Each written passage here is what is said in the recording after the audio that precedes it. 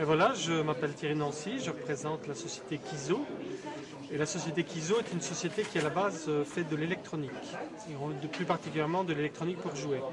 Alors on a, à l'occasion de divers contacts, on était amené à discuter avec des gens du logiciel libre et on a trouvé que cette philosophie qui était finalement d'ouvrir le code, de le proposer à la fois parce qu'il est commenté et parce que on peut avoir justement accès au code, on a décidé de transposer cette philosophie sur la partie électronique.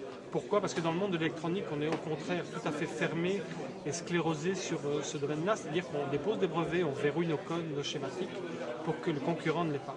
Donc on a fait la tentative finalement d'appliquer cette philosophie à l'électronique du jouet en particulier, et on présente aujourd'hui un jouet qui s'appelle Tux Droid.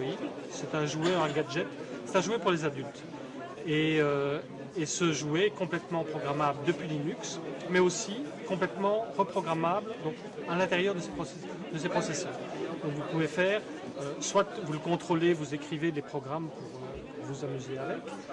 Par exemple, vous pouvez vous pouvez vous arranger pour que Tux Droid lise vos emails, qu'il fasse du voice over IP, donc de la communication sur Internet. Vous pouvez aussi faire à peu près toutes les tâches que vous imaginez, puisque vous avez accès à tous les capteurs de Tux Droid et vous avez accès à tous ces moteurs, tous ces contrôles. Donc, ça permet aussi bien de faire de la communication sur IP que de vous signaler que votre enchère sur eBay s'est bien déroulée ou que quelqu'un a surenchéri, ou bien vous prévenir qu'il y a un email ou un courriel que vous avez reçu et vous le lire. Ça permet finalement, vous n'êtes limité que par votre imagination et votre capacité à programmer. Ça, c'est pour la partie qui est faisable depuis Linux. Et puis, tous les processeurs, y compris les processeurs radio, sont reprogrammables.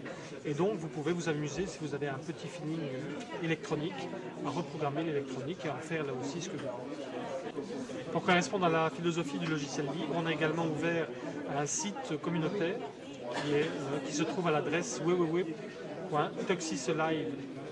tuxisalive en un mot.com et qui reprend l'ensemble des documents et qui gère également la communauté des développeurs ou des gens qui veulent contribuer ou simplement des gens qui veulent télécharger des applications.